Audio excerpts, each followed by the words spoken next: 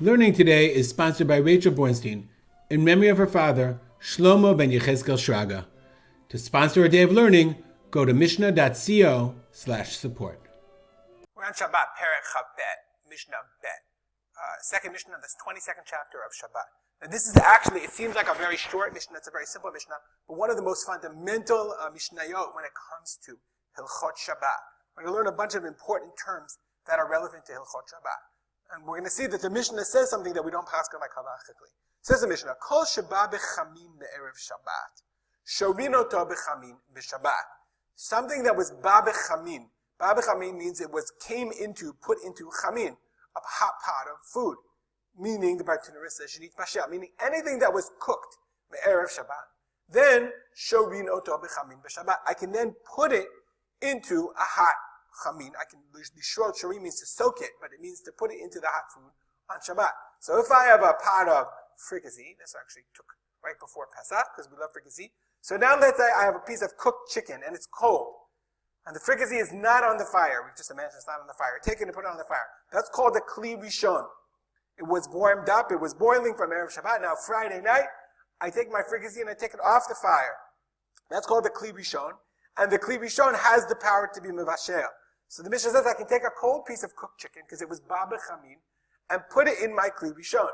Okay? That's what the Mishnah says. Shovino to bechamin. I can take it to put into a kli rishon on Shabbat itself.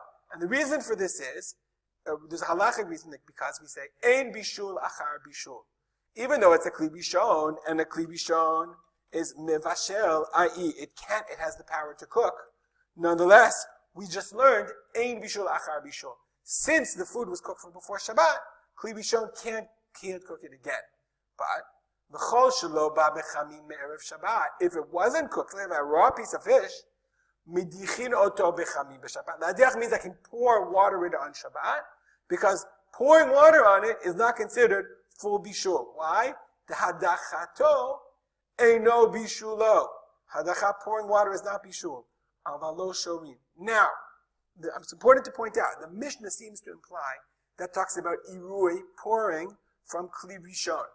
But Tosfot on this Mishnah says emphatically that the Tosfot Pasuk is based on a bunch of different reasons that I can't explain now. That irui kli rishon, Tosfot points out, irui kli rishon, according to Tosfot, is, and this is how we paskin, is mediach kedei klipa, meaning it cooks, it does cook, kedei klipa, the outside, the outside area, the shell, a shell's worth of the thing itself. So therefore, nowadays, we paskin, something that's not cooked, you don't pour water over it on Shabbat. And so therefore, in one of the Mishnayot it says, the Tosfot Rabbi Kiva Eger says that the Medichin Torah is talking about Ibrei Kli Sheni.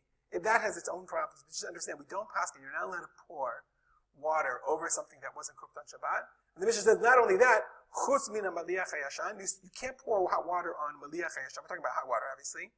Maliach hayashan are dag maluach, salted fish. Avralav shana mitimilach, old salted fish.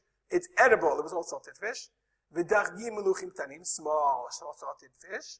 V'kuliyas ha'ispanim. Kuliyas ha'ispanim was a dag, a certain kind of fish. Sheklipato daka is a very thin klipa shell.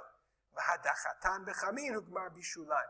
Pouring water over these foods, mliach hayashan, dagim meluchim tanim, v'kuliyas ha'ispanim. Mishnah says hadachatam, pouring water on those things, zoe gmar melachtam. That's considered Gemara Malacha. So even though we say normally in the Mishnah that the hadiach irui al ochel is not mevashel, but there's another kind of halacha. There's another kind of food called kalei habishul. Kalei habishul, we say hadachatan, pouring water on them is zohi bishulan, and we also say they're mitbashlin. This for the halacha, b'kli sheni. That they are cookable in kli sheni. So even though we normally said only kli rishon is mevashel, and kli sheni eino mevashel, kli sheni doesn't cook. I know I'm all over the place, but for kalei habishul, from this Mishnah we learned that for kalei habishul, hadachatam zui bishulan, and they are cooked in a kli sheni. And this just tell you is a reason why you don't make tea from tea bags even in a kli sheni, because we're afraid, just like the Mishnah said, that in kalei habishul hadachatam zui gmar malachtam, and they would be mitbashel and kli sheni. There's obviously a million more things to say about this. We're not going to paskin for you. But this is a critical mission when it comes to Hilchot Shabbat. We learn Ein Bishul Lacha Bishul, we learn Kli Bisham Bashel, and we learn the Halacha of Kaleha Bishul. We'll stop here. If you have any comments or questions, if you have any comments or shaylas about actual Halacha L'maisa, ask your rabbi. If you want to know about the Mishnah, email me, rspolter@gmail.com.